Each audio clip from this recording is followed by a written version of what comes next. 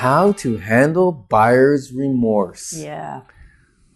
That is something people don't want to talk about.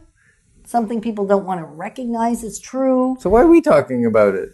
Because we're bold and brave and on the cutting edge. On the cutting edge. Bold on the and brave. inside track. Right. So we're willing to have the hard conversation, because here's what I've learned about buyer's remorse and so many other things in the real estate market is that the thoughts are already going on in your head. And so we might as well put them out in the room. Okay, so the thought in people's head right now, in your head, might be, what the heck is buyer's remorse? Correct. So on the inside track on Real Estate with the Decker team, and I'm Yetta Decker. And I'm Ken Decker. We're going to talk about that. We're going to define it, and then we're going to talk about what it is. So very simply, and then how to navigate it. I guess we should get that part. Could it be a good thing or a bad thing? It could be either. It could, because it's that gut check. Right? It could be that gut check, but it's that, have you ever purchased, whether it's a car, whether it's a house, whether it's a diamond ring, whether it's... Now that one is a big gut check. Right, isn't it? You buy a big diamond ring for your lady? Mm-hmm. There's sometimes buyer's remorse. Right. And so buyer's remorse is nothing more than that sense of, did I make the right decision? Is that a good decision, or did I just make a really bad decision? And we tend to, the rule of thumb, we're back to our rules of thumb, is that the bigger the purchase, the more probability is there will be buyer's remorse. It was interesting. I had a conversation with Ryan before we were recording today, and he said, my buyers don't have buyer's remorse. And I said, I pretty much suspect, whether it's verbalized or not, most people go through some sense of second guessing, which is really what buyer's remorse is that sense of, should I have or shouldn't I have? Did I make a good decision or didn't I make a good decision? So with cars and houses and big purchases, we tend to do more of that than we do when it's a smaller purchase. Do you think that's more a female thing than a male thing? No, I don't think so, because I've had lots of my male clients call and go, did I make the right decision? Is that really a good house for us? Is that really, what do you think, Yetta? Like, did we make a good decision, or should we back out? So what we want to talk about around buyer's remorse is a little bit how to just expect it. If it's going to happen, great, because now you're prepared for it. If it doesn't happen, well, even greater, because you now know about something that doesn't happen for you, and that's fantastic because you make firm decisions, you know what you want, you know what you don't want, and you move forward. Sometimes buyer's remorse happens when there's a little hiccup. This is too hard. So if it's this hard, if there's this issue at the inspection or whatever, then maybe I made a bad decision. So it's not always just the night after. Like when I sleep on it, sometimes it affirms the decision, and sometimes it causes people to go. Yeah, and one of the things that sometimes people have said to me, and I now let them know in advance that this may happen, right? Which helps, because when you know in advance that something's going to happen, you can interpret it better. So one of the things is a sleepless night, and that can come from the excitement. I don't know if you've ever been a child. Well, you probably have been a child at some point, right? And you remember. Probably, yeah, right. You probably remember. Do you remember your childhood, Ken? Parts of it. Okay. And you know when you're anticipating Christmas morning and gifts, and you're thinking, oh, I can't go to sleep. It's hard to go to sleep. You wake up so early, it's ridiculous. Your parents are about to kill you because... Well, you know what I mean. That. You know what I mean. That's okay. a figure. And you think rule of speech. thumb is a bad figure of speech? Okay. Way better than that bad All one. right. They would like to lock you in your room for a couple hours and get some more sleep. Yes. Does that sound better? That one. Absolutely. Okay. And that sleeplessness is because of the excitement. And so you might have dreams about the house. You may have, like we had a client the other day that had dreams of digging the hole in the backyard for the swimming pool. Right. And so I said to them, were you thinking about burying Yetta and I in it? Or were we coming for a swim? Were we coming for a swim? We just needed to know which side of that dream we were on. So hopefully, yeah, she said we were coming for a swim. Okay, good. Happy to know that, actually. So that could happen. Now, another way to avoid buyer's remorse. Well, can we just stick with the sleepless night again? Absolutely. Recognize that way your brain processes either fear or excitement is actually really similar, right? It's the same chemical reactions that's happening in your brain. So that feeling of excitement or buyer's remorse, which is kind of fear, like fear of did I make the right decision, may feel the same, except they're different. Yeah, so it's the same chemical reaction in your body. Didn't I just say that? Almost. A little different. Okay. So sometimes it's not what you say, it's how you say it. And sometimes I say it wrong, and yet it's what I meant to say. No, you said it perfectly. Okay, excellent. So a sleepless night, just be aware that it could happen. That there could be that night, and there's a good probability that you're going to wonder if it was a great decision. That doesn't mean it wasn't a great decision. I mean, even taking a new job, sometimes you second guess. Was it a good decision to take that job? Same thing with a house, because it's a big purchase. And it's also not only a big purchase, it is a time where you create upheaval for everyone in your life. Everyone that you love and you care about and that's near and dear to you in your home.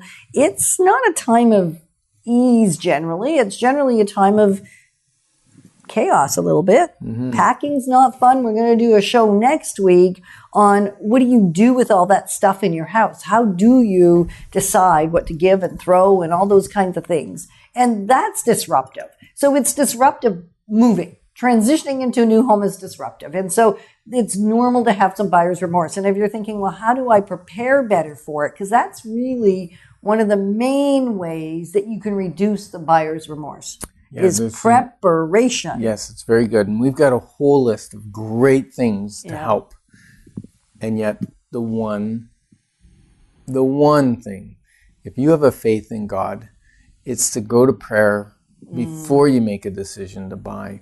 And if you've got peace around it and God's blessing on it, you feel it's right with God, that's the biggest way not to have buyer's remorse. Right. And unity within the people that are making the buying decision. Yes. There's got to be unity. Number 2. Yeah.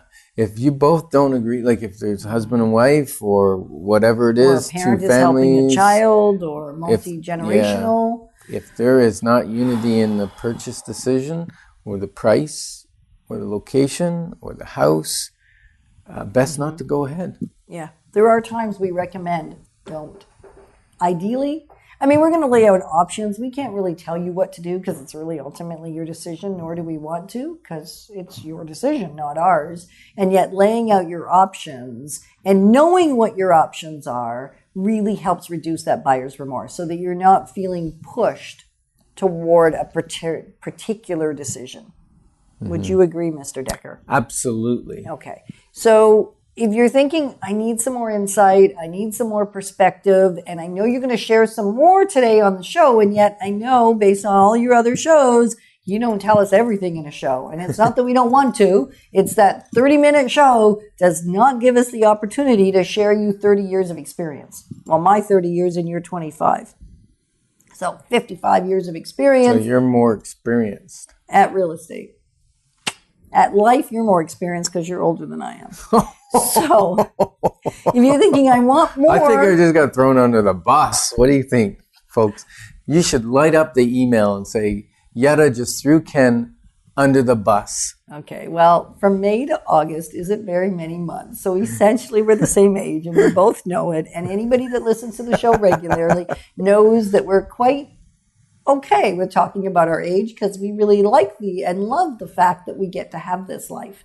We get to have year after year and another birthday because otherwise it means we're not here to enjoy life. Now, does the Bible not say that gray hair is a blessing? How come you don't have any? Because I guess I'm not blessed with gray hair. So we do have a guide. It's Selling, Buying, Investing Made Simple. And in the Ottawa area, if you're out of the Ottawa area, it may still be valuable to you because now with YouTube channel and with radio being CHRI, you can listen to it on a podcast. You might not be local to our market. Some of the things we talk about are very, very hyper local and only pertain to Ottawa. Many of the things are universal across Canada real estate, Canadian real estate for sure, and some of it applicable in the U.S. real estate and in fact around the world. So how would they get that ebook? Well, they just have to email, and you put in the subject. You have to email somewhere though. You email to info@deckerteam.com, and in the subject you just say "made easy" or "made simple." Sorry, "made simple." Selling, buying, investing made simple. If you want the whole big thing, selling, buying, and investing made simple. Otherwise, if you just say ebook made simple, we know what that is and we can send it to you. And there's lots of really great detail because we know that we will not give you, even the book doesn't give you everything. So you may even want to book a consultation, because in a consultation, what our clients have found is they get to answer their unique, specific questions. That's where the art of real estate is, because most of it is us listening. Right. And then prescribing. Right, because prescription without diagnosis is malpractice in medicine and in real estate. And I definitely do not want to have a malpractice suit. So we listen before we prescribe. So we have a diagnosis and then we can give the options. And that's how we give the prescription, is really in form of options, anywhere from 2 or 3 options up to 5 or 6 options, depending on what specifically we're talking about. Do you remember my buyer's remorse when we bought in Osgood? Oh, my goodness. Do you remember that? You should have had it, because it wasn't a great decision. Well, I did have it. Somewhat. I know. Well, first of all, we had buyer's remorse because we bought without selling first. And we weren't financially poised to do that. No. If you're financially poised, it is what we do now. We bought without a guide. Right. We bought without a guide. We bought without selling. We weren't poised to do it. Like, we weren't financially savvy. We didn't have things positioned right. And now it is the way we buy, because it's a lot easier to find what we want. Harder to find what we want than it is to sell what we have, based on the expertise we now have. And so at our tastes are probably a lot more discriminating today than they were back 30 some odd years ago. I think so. But really what we first of all, we lost some sleep because we'd made that decision to buy, signed on the dotted line, hadn't sold our house yet. We didn't use a real estate agent, and we were in a little bit of trouble. And we got looked after. God looked after us. We sold our house like a few weeks before. There was a large penalty for the discharge, but because interest rates had gone up slightly, we had a better rate, and they assumed our mortgage, which saved us that. We were totally blessed. Yeah. And then I remember moving into the house thinking, we are going to be house broke. How will we ever make this payment and still be able to live well, right? And then within still be able to have food with our meals? Yeah, food with our meals. I like that. And that's how I've been able to add a little bit of poundage, is by having extra food with my meals. Yeah. And some meals in between my meals. And some popcorn here and there, and that ice cream. Oh, I shouldn't have said that word. Now I'm craving ice cream. Hope you're not craving ice cream. So sometimes he makes me speechless, because I think, where did that come from, and what value does it add to the conversation? Because here's the point. I still got my ice cream. And in the first couple years, we finished the basement, spent a lot of money finishing the basement. We built a 2-tier cedar deck. Yeah, like 700 square feet or something wild. Crazy. It was a lot. And we built, we didn't build them. We had installed cedar hedges around the side for privacy. And we put a lot of money into the house in the first couple of years. And we didn't miss any payments. We didn't miss any meals. Right. It was pretty miraculous. It was. What's that got to do with buyer's remorse?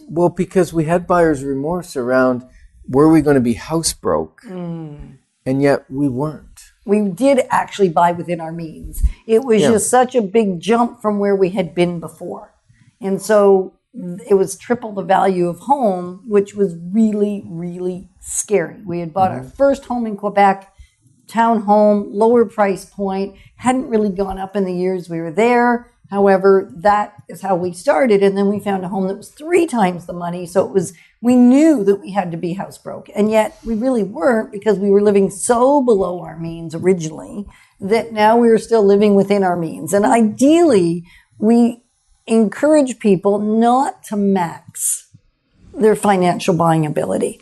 And I say generally, and again, here goes the rule of thumb, because there are times where it makes more sense because you know that your income's about to go up. You know that you're at the beginning of your income earning potential rather than at the top of your earning potential. And you know that there's going to be somebody that's been home with kids that's going back to work. So there's going to be more finances coming into the home, or that kind of thing. So you can position and look out a few years and see, what does this make sense? Like, are we actually still within our means, even if it's tight right now to qualify for the financing? And you know what the big thing is too?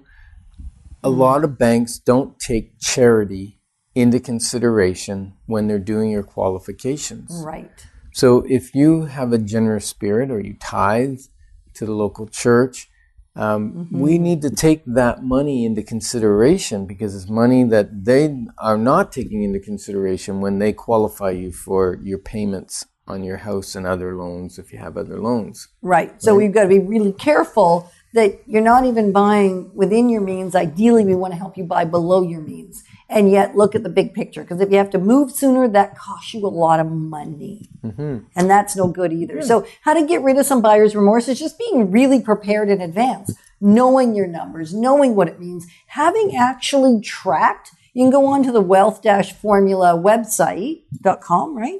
Yep, or .ca. Or .ca, which is where Ken's book can be purchased. It's a Wealth Formula book. It's kind of our book, but anyway, his name's on the cover. It's not our life story, but it's certainly our life learning that's in there up to that point.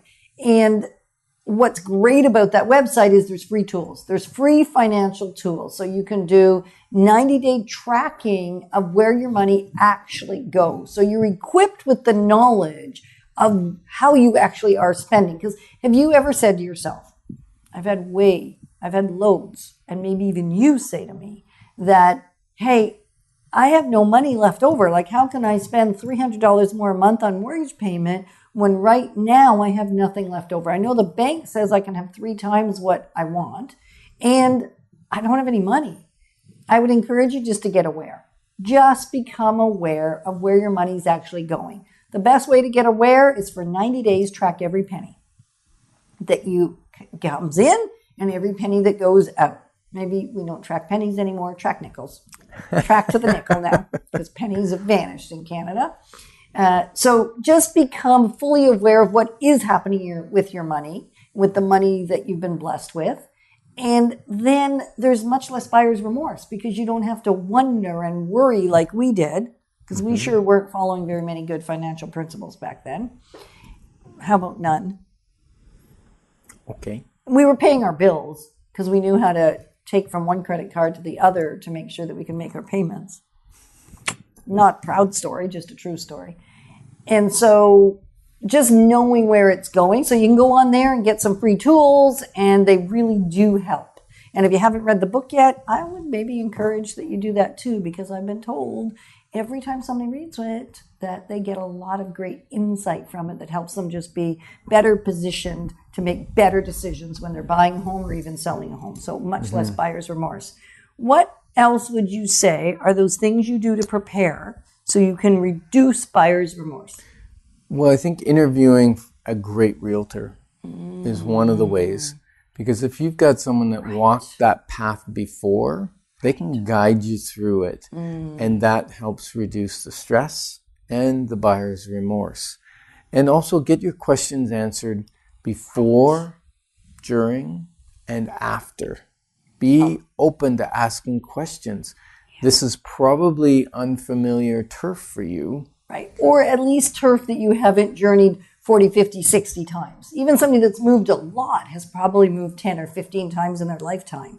And that's really very few related to the things that could come up, the things that could be in the back of your mind, the questions. And I've had so many folks say to me that they went through their first purchase, their second purchase sometimes, and even their third, totally blind, not knowing, and therefore had a fair bit of anxiety. That was before they met us. Because one of the things that we believe in is inform, educate, and make sure that there's knowledge available, so you're never wondering. You're never thinking, what if? Because the what if has really been addressed. Or when that what if pops up for a second, that you get to ask the question. Know that there's only one poor question. The unasked one. The unasked question is the only poor question. And I've had a lot of my buyers and sellers over the years say, well, I just asked you that one. Yeah, ask it again. Ask it until it resonates with you, until it lands in a way that you feel comfortable with the answer. Yeah, because sometimes we have so much expertise that it's not easy to say it in a way that lands well. So it's our fault of not explaining it well enough. Never feel that if you have to ask a question again because you didn't get the answer, don't feel it's you. It's us. We didn't explain it in a way that it would land for you. So we've got to come up with a different way of explaining it. Right. And that's great. Because then we also learn simpler ways of saying the same thing. Again, back to, it's not what you say, it's how you say it. So because in real estate, one of the things that you've probably learned in your job and in what you do day to day is that when you first started, on the outside, it looks kind of simple looking in. And then you start doing it and it gets really complex because you're learning all the nuances. You're learning the hard skills, you're learning the soft skills, you're learning the dance with the soft skills. And then you get to the point where it's like really, really simple again because 90% or 95% of everything has just become autopilot. Somebody asked me the other day about how to navigate multiple offers. And I said, well, it's really easy. There's 4 steps. And I threw out the 4 steps. And then I realized later that's actually not true. There's actually 50 steps. It's so easy for me now that I've broken it down into 4 basic steps. And yes, all the little finite steps I'm even unaware of them. It's like there's so much unconscious competence in that area. And yet when you're buying a home, that's not true. Or selling a home. Because if you haven't done it, 100 or more times, there's going to be so many questions. So, and unknown things. So just ask them. Please ask them. And then get a hold of the book. Get a hold of Selling, Buying, and Investing Made Easy, because that will answer some of the questions for you. Watch maybe some of the other YouTube shows on the Inside Track on real estate that pertain to the thing that you have the most questions about. So that's really gathering knowledge, because knowledge is power. Right. And when you have that power, you stay in control and you can say yes or you can say no. And it's a powerful yes or a powerful no because you're in the know. And that's the KNOW, no. Right. Now, inspections. It's important to know that the way we do most of our offers is we put in conditions which are designed that you can do your due diligence. So if you're having buyer remorse after you buy a house during the conditional period, that's really not the time to have buyer's remorse because you still have an out, because we write those clauses very vaguely that it's in your sole discretion, so you can get out on finance, home inspection, whatever conditions we have in there. And so once you do your inspections, and let's say you find some minor things or you find some major things, it's important to know that you really have 3 options. Right. You do? Yes. At least 3. At least 3. One is to buy it the way it is. Right. Just firm up. Like number 1, buy it the way it is. Number 2 is walk away. Say, you know what? I'm not buying it. Run for the hills. I'm out. And 3, you can ask for money off or you can ask for repairs. So the seller needs to come to the table again and do some things for you. And that's another show you'll want to go back and watch. And that is, as a seller, how do you not buy your house back? That was, I think, last week. So you might want to watch that one because that ties in with this whole concept of buyer's remorse. Because sometimes just in the way the negotiations went and how people are standing firm in the principle of this thing and not coming down another $1,000 or whatever, actually creates opportunity for buyer's remorse to be born. Yeah. Because when you feel pushed you second guess yourself more. And another place I've seen buyer's remorse is investors when they buy an investment property and then don't get the right tenant. Now that happened to us. Remember when we were first landlords? Oh. And we had... more than once, darling. We had, I think it was 3 properties at the time. Yeah. And one of them, we felt sorry for the tenant. So they said they had a good story. And they wanted to do a rent to own. And there was some rent to own. And we thought, okay, we're going to help you out. And that actually went bad. We had to go to court and get a judgment. We finally did get our money, but it trickled in. We lost a fair bit of our money too because they never did close on it and they kind of destroyed it. All we got was the rent money, not the damage money. No, we got the damage as well. Not all of it. Yes, we did. All right, so we're going to have now a bicker instead of a banter. We're pretty good about bantering, and every so often it turns into a bicker. So I'll drop it here and simply say that it has gone badly. And the memories get ingrained in your brain and not always the same way when there's 2 different brains. So buyer's remorse around investing is just follow the principles. Follow the best practices of getting a great tenant. And that it's not that complicated. Like really, we've taken the complexity out of it and made it simple because we've gone through the complexity. You can't go from simplicity to simplicity without going through the complexity. Yeah, you can't go from complexity to simplicity without starting in the complex.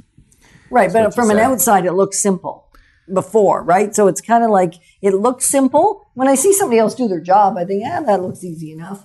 And then I get in and see what they actually do, and I go, that's complex. And then with their expertise, it can be made simple again, is kind of where my brain was going.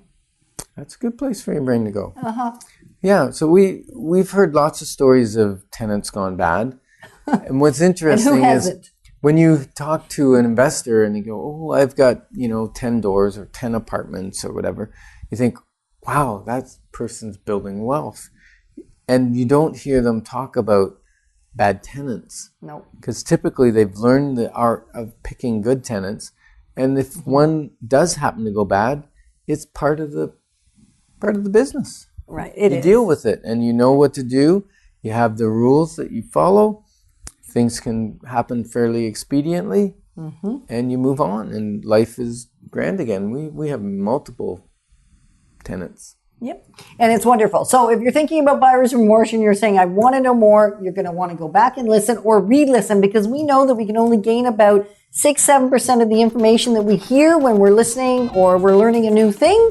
And we are so grateful that we get to continue to learn alongside you and share the insights of real estate. Thanks for joining us on the Inside Track on Real Estate with the Decker Team.